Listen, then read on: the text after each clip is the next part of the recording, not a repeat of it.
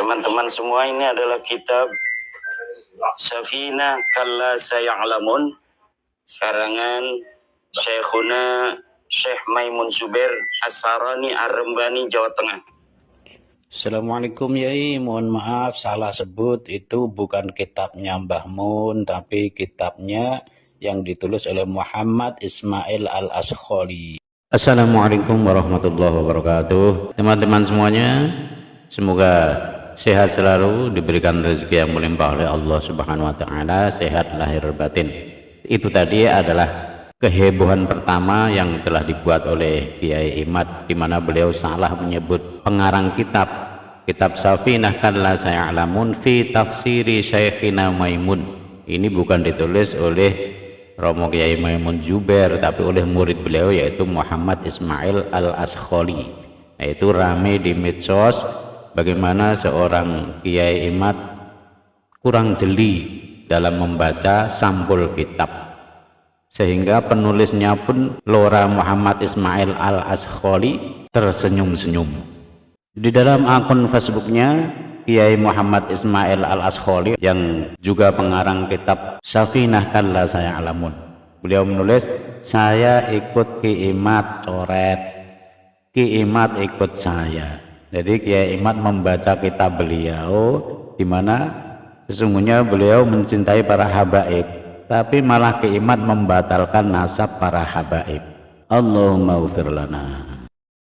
Kehebohan kedua di medsos adalah bahwa Kiai Imad dalam kitabnya Al-Fiqrah An-Nahdiyah mengisbat nasab Ba'alawi, tapi di dalam tesis beliau membatalkan nasab Ba'alawi.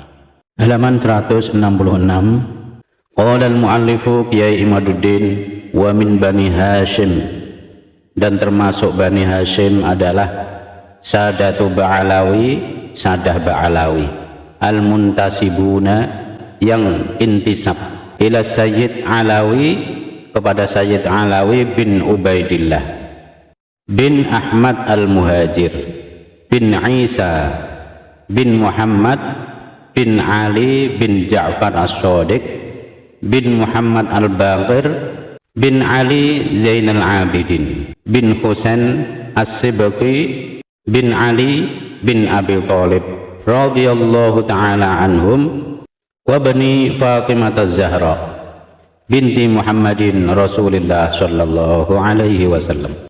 Kehebohan yang ketiga yang belum terjawab hingga saat ini adalah temuan dari Lora Ismail bahwa Kiai Imad banyak menyusupkan ajaran Wahabi dalam kitab Fiqrah An-Nahdiyah. Saya membaca kitab ini karena murni penasaran dan pengen tahu seperti apa sih kualitas kealiman seorang Kiai Imad yang sedang dielu-elukan para mukibbinnya itu.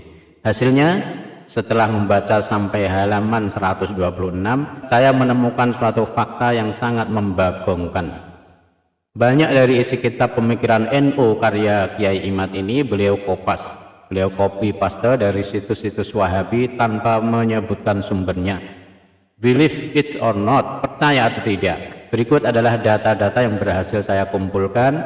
Kemudian kemungkinan besar akan bertambah kalau saya sudah khatam membaca kitab Kiai Imad ini. Pertama, di halaman 40 sama dengan 41, ketika membahas tentang bilangan jamaah sholat Jumat, saya sudah mulai merasa aneh ketika di situ Kiai Imad juga mencantumkan pendapat Ibnu Taimiyah, padahal katanya ini kitab pemikiran NU. Al-mas'alatul ula fi adadil jum'ah dan seterusnya. Ternyata ibarat ini beliau copy paste, atau lebih tepatnya cut and paste, sedikit modifikasi dari situs Wahabi berikut. Situsnya adalah islamweb.net. Perlu diketahui, islamweb.net ini adalah situs raksasa Wahabi yang biasa memuat fatwa-fatwa ulama-ulama Wahabi seperti Bin Baz, Syekh Utsaimin, Albani, dan lain-lain. Yang kedua, di halaman 49, ketika membahas khutbah dengan selain bahasa Arab, Kiai Imad menulis, ittafaqal fuqaha'u ala annal aula an takunal khutbatu bil lughah al arabiyyah, sampai seterusnya. Komentar Kiai Muhammad Ismail Al-Khalili, ibarat di atas, ternyata juga Kiai Imad kopas plek ketiplek dari situs Wahabi. Hanya saja beliau modif sedikit akhir ibaratnya, ma'aziyadati wal ikhtisar. Berikut link situsnya. Nah, ini link situsnya yang tempat Kiai Imad mengambil tulisan ini ada di sini. Islamkia.info adalah al-islamu soal wa jawab, pertanyaan dan jawaban tentang Islam. Ini juga merupakan situs terkenal Wahabi milik Syekh Muhammad Sholeh Al-Munajjid, seorang ulama Wahabi, santri dari Syekh bin Baz, Syekh Utsaimin, Syekh Albani. Piyuh jan nguri tenan iki. Al-Fiqrah An-Nahdiyah apa Al-Fiqrah An-Najdiyah, pemikiran Najd. Nah, ini sebagai informasi saja, Wahabi itu Muhammad bin Abdul Wahab lahirnya di Najd. Yang ketiga, di halaman 95 ketika membahas tentang jual beli kredit bai'ut taqsib, lagi dan lagi Kiai Imad kopas redaksi dari situs Wahabi Islamkia.info. Redaksi kitab Kiai Imad, jadi tertulis al-mas'alatul ula fi bai'it taqsibi dan seterusnya. Redaksi situs aslinya ditampilkan oleh Kiai muda yang ganteng Muhammad Ismail Al-Khalili. Nah, seperti ini. Lalu yang keempat, di halaman 116 ketika membahas hukum menikah melalui telepon, Kiai Imad menuliskan al-mas'alatus tsaniyah aqdun nikah bil hatif, akad nikah lewat telepon. Nah, ini terus ditulis di sini lalu dikomentari oleh beliau Kiai Muhammad Ismail Al-Khalili yang ganteng. Lagi-lagi dan lagi ternyata ibarat ini Kiai Imad kopas dari situs Islamkia.info. Nah, di situsnya. Hanya saja cerdiknya Kiai Imad di sini, sumber-sumber fatwa itu beliau hilangkan karena akan jelas menampakkan kewahabian mereka. Coba perhatikan, fatwa di atas bersumber dari Al-Lajnah Ad-Daimah yang bisa dibilang MUI-nya Wahabi, juga dari Syekh Abdul Aziz bin Baz. Halaman 5, nomor 5 di halaman 125 ketika membahas tentang poligami. Emak-emak pecinta Kiai Imad wajib baca ini ya. Saya agak mengernyitkan dahi ketika dengan gagahnya Kiai Imad berkata bahwa poligami adalah sebuah amal yang besar pahala dan manfaatnya bagi suami istri. Inna ta'addudaz zawjat dan seterusnya. Saya curiga kok ada bau-bau Wahabi di sini ya. Ternyata betul di halaman 126 ketika menjelaskan keutamaan istri pertama yang bersedia untuk dimadu, Kiai Imad menuliskan fadluz zaujatil ula dan seterusnya. Dan sekali lagi demi menguatkan pendapatnya yang sangat menganjurkan poligami itu, Kiai Imad ternyata mengkopas ibarat itu dari situs Wahabi, lagi-lagi Islamkia.info. Bagaimana ibu-ibu? Sementara ini saya hanya menemukan satu ibarat yang beliau kopas dari situs Aswaja. Sekali lagi tanpa mencantumkan sumber, yaitu di halaman 25 ketika membahas tentang lafaz Sayyidina di tasyahud. Beliau mengkopas dari situs Darul Ifta Jordania berikut ini. Ziyadatu lafzi Sayyidina fi sholati ala Nabi sallallahu alaihi wasallam. Penambahan lafaz Sayyidina di sholawat kepada Nabi sallallahu alaihi wasallam. Membaca semua data di atas saya hanya bisa geleng-geleng dan berdecak, tapi tidak kagum. Kok bisa-bisanya Kiai Imad yang merupakan anggota LBM PBNU menulis kitab yang mengatasnamakan NU tapi isinya diambil secara diam-diam dari situs-situs Wahabi. GBT gak bahaya ta? Kok iso? Saya berharap ada keseriusan dari pihak PBNU khususnya LBMNU untuk meneliti lebih dalam lagi kitab karya anggotanya ini, kalau perlu tarik ia dari pasaran. Karena ini bukan perkara receh dan remeh. Ini kasus serius. Kitab ini semenjak terbit cukup laris di kalangan bakul kitab pesantren. Apalagi Kiai Imad sekarang sudah menjadi kiai viral dengan ribuan pendukung fanatik dan militan dari seluruh penjuru Indonesia.